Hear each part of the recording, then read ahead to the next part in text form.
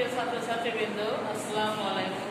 Nabakumar station ও doctor Shahidullah কলেজের online ক্লাসের দ্বিতীয় পর্ব থেকে তোমাদের স্বাগত জানাচ্ছি। আমি মমতাজ ফারহিন, তোমাদের রসায়ন শিক্ষক। আমি আজ তোমাদের দ্বাদশ শ্রেণীর ছাত্রদের জন্য আজকে যে ক্লাসটি নেব, এটা হচ্ছে রসায়ন দ্বিতীয় পত্র।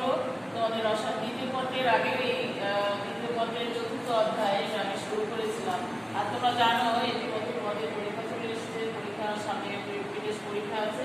এই পিটেস পরীক্ষায় শর্ট সিলেবাস যেগুলো থাকবে সেগুলোই আলোচনা করবো। চতুর্থ অধ্যায়টা এটাতে থাকবে, তোমরা ভালো করে এটা লক্ষ্য করবে, যেগুলি করো।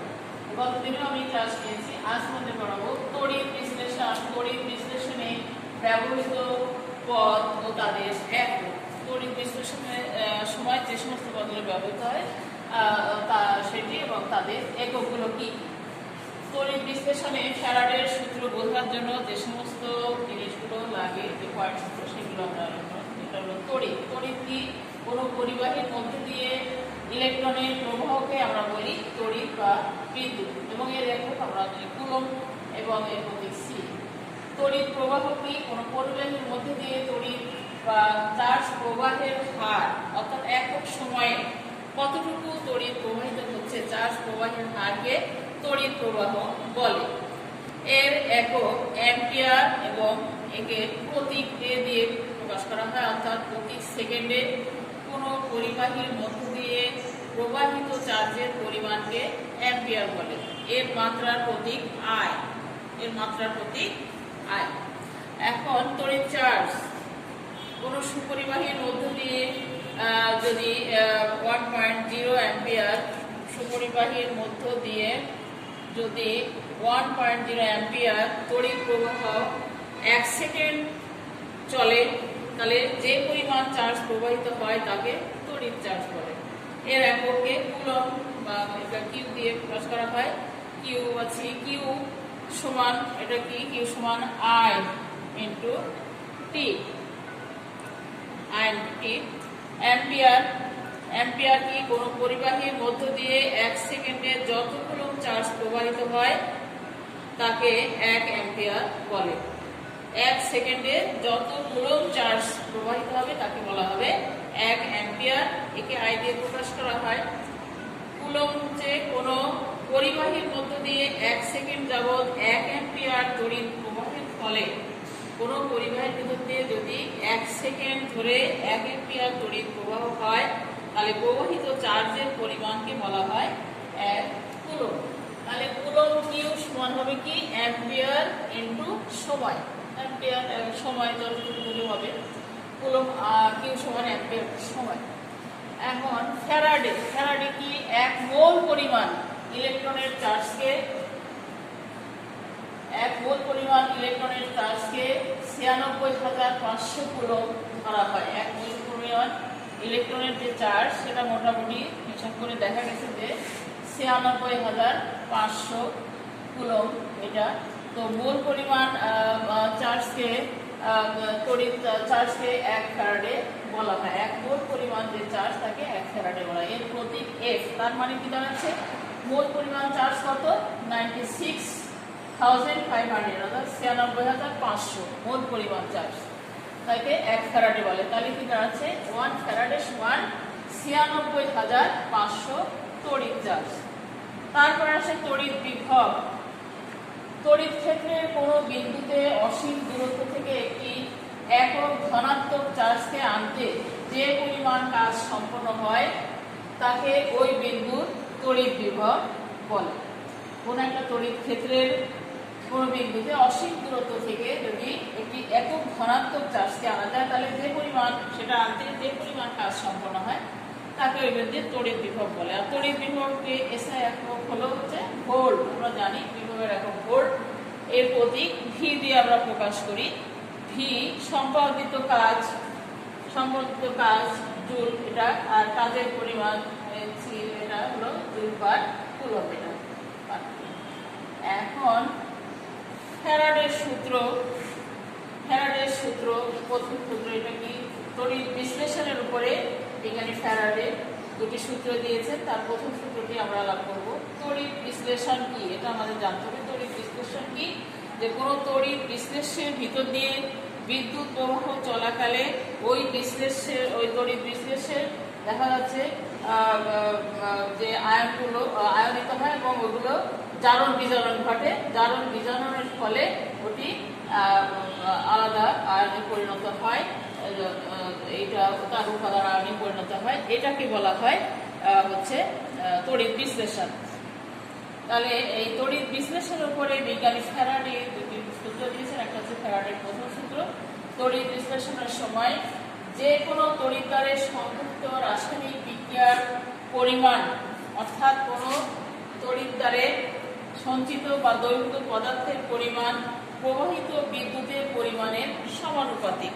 এটি ফ্যারাডের প্রথম সূত্র, যে তড়িৎ বিশ্লেষণের সময় যে কোনো তড়িৎদ্বারে যে রাসায়নিক বিক্রিয়া সংঘটিত হয় তার পরিমাণ, অর্থাৎ কোনো তড়িৎদ্বারে সঞ্চিত বা দ্রবীভূত পদার্থের পরিমাণ প্রবাহিত বিদ্যুতের সমানুপাতিক। এটা অর্থাৎ কোনো পদার্থের তড়িৎ বিশ্লেষণের সময় যদি আই অ্যাম্পিয়ার মাত্রার বিদ্যুৎ প্রবাহ টি সেকেন্ড সময় তড়িৎ কোষে প্রবাহিত হয়, তবে ওই সময় কিউ কুলম্ব পরিমাণ বিদ্যুৎ প্রবাহিত হওয়ার ফলে ডাব্লু গ্রাম ভরের একটি পদার্থ তড়িৎদ্বারে সঞ্চিত হয় সঞ্চিত হবে অথবা দ্রবীভূত হবে। তাহলে এটা যদি হয় তাহলে ফ্যারাডের সূত্র মতে কি দাঁড়াচ্ছে, যে W is proportional to Q. W is proportional to Q. তাহলে ডাব্লু সমান সমান একটা প্রপোর্শনালিটিকে তুললে আমাদের একটা ধ্রুব সংখ্যা ব্যবহার করতে হয়, সেটা জেড কিউ। এখানে জেড একটা ধ্রুব সংখ্যা যা পদার্থের ধর্মের উপরে নির্ভর করে, এটাকে রাসায়নিক তুল্যাঙ্ক বলে। তাহলে ডাব্লু সমান জেড কিউ, আবার কিউ সমান আমরা জানি আই টি, কিউ সমান আই ইন্টু টি। তাহলে জেড এর পরিবর্তে কিউ এর পরিবর্তে আমরা আই টি যদি বসাই, তাহলে ডাব্লু সমান Z I T. Z I T Z ধ্রুব সংখ্যা যা পদার্থের ধর্মের উপর নির্ভর করে এবং একে তড়িৎ রাসায়নিক তুল্যাঙ্ক বলে, তড়িৎ রাসায়নিক তুল্যাঙ্ক। তাহলে তড়িৎ রাসায়নিক তুল্যাঙ্ক কাকে বলছে? তড়িৎ বিশ্লেষণের সময় 1 কুলম্ব বিদ্যুৎ প্রবাহের ফলে কোনো পদার্থের যত পরিমাণ অ্যানোডে দ্রবীভূত বা অ্যানোডে কি হয়, অ্যানোড থেকে দ্রবীভূত হয়, ক্যাথোডে সঞ্চিত হয়। হয় অ্যানোডে দ্রবীভূত হবে অথবা ক্যাথোডে সঞ্চিত হয়, তাকে সেই পদার্থের তড়িৎ রাসায়নিক তুল্যাঙ্ক বলে। হ্যাঁ, তড়িৎ বিশ্লেষণের সময় দেখা যাচ্ছে অ্যানোড থেকে চলে যাচ্ছে কিন্তু ক্যাথোডে জমা হচ্ছে। তাহলে অ্যানোডে যত পরিমাণ পদার্থের যত পরিমাণ অ্যানোডে দ্রবীভূত হবে, কোনো আয়ন দ্রবীভূত হবে, আবার ক্যাথোডে গিয়ে সঞ্চিত হয়, তাকে সেই পদার্থের তড়িৎ রাসায়নিক তুল্যাঙ্ক বলে। তাহলে আসো আমরা এ সংক্রান্ত দু একটি অঙ্ক করলে আমরা এটা আরেকটু পরিষ্কার হবে আমাদের। এটা কি, 5 অ্যাম্পিয়ার মাত্রার তড়িৎ 60 মিনিট ধরে কপার সালফেট দ্রবণের মধ্য দিয়ে চালনা করলে তড়িৎদ্বারে কি পরিমাণ কপার সঞ্চিত হবে। এখানে কপারের পারমিট হচ্ছে 63.5। এখন তাহলে আমাদের কি দেওয়া আছে, প্রশ্ন দেওয়া আছে সময় আছে আমাদের 60 মিনিট, অর্থাৎ এটাকে আমরা সেকেন্ডে যদি করি, সময় টি সমান 60 × 60। প্রবাহিত বিদ্যুতের পরিমাণ আমরা জানি কিউ সমান আই ইন্টু টি। তাহলে আই আমার 5 অ্যাম্পিয়ার, তাহলে 5 × 60 × 60। তাহলে কিউ সমান এটা ডিভাইডেড বাই 96/500 ফ্যারাডে আমরা করে নিই, ফ্যারাডে।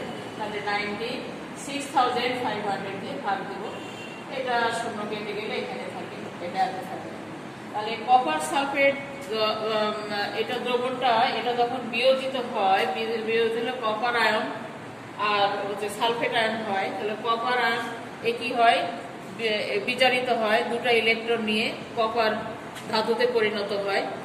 তাহলে 2 ইলেকট্রন কপার 2+ 2 ইলেকট্রন কপার মোল 1 মোল কপার উৎপন্ন হয় 2 ফ্যারাডে। এক মোল ইলেকট্রন হচ্ছে 1 ফ্যারাডে, তাহলে 2 মোল ইলেকট্রন হচ্ছে এখানে, তাহলে 2 ফ্যারাডে। তাহলে 1 মোল কপার সমান হচ্ছে 63.5 গ্রাম। তাহলে সমীকরণ অনুযায়ী আমরা দেখতে পাচ্ছি কি, 2 ফ্যারাডে বিদ্যুৎ দ্বারা সঞ্চিত হচ্ছে 1 মোল কপার।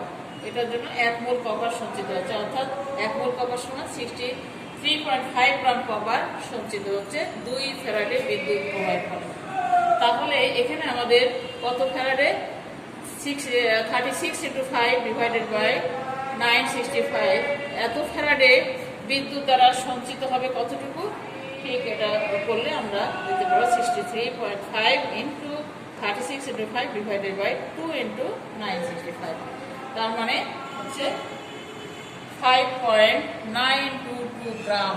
এত এটা ক্যালকুলেট করলে এটা আসবে 5.922 গ্রাম কপার আমরা এটা পাবো, এতটুকু বিদ্যুৎ সঞ্চিত হবে। ঠিক এইভাবে এই ফর্মুলাগুলো দিয়ে আমরা বিভিন্ন প্রবলেম আমরা সলভ করতে পারবো সহজ।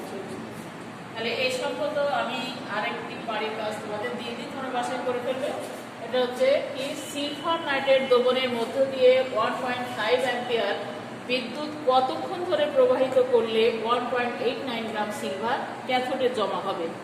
আগে আমরা বলেছিলাম কতটুকু ধাতু জমা হবে, এখন কিন্তু এখন সময় আমরা বলছি কত সময় ধরে বিদ্যুৎ প্রবাহিত হলে, বিদ্যুতের পরিমাণ দেওয়া আছে এত অ্যাম্পিয়ার, কত সময় ধরে। ঠিক একই ফর্মুলা দিয়ে শুধু টি বের করতে হবে, টি দেওয়া নাই, টি বের করতে হবে, বাকি সবই দেওয়া আছে, তোমরা নিশ্চয়ই পাবে। ঠিক এই নিয়মে করবে। ঠিক আছে, তাহলে আজকে এখানেই শেষ হচ্ছে, আজকের মতো এখানে শেষ। আল্লাহ হাফেজ।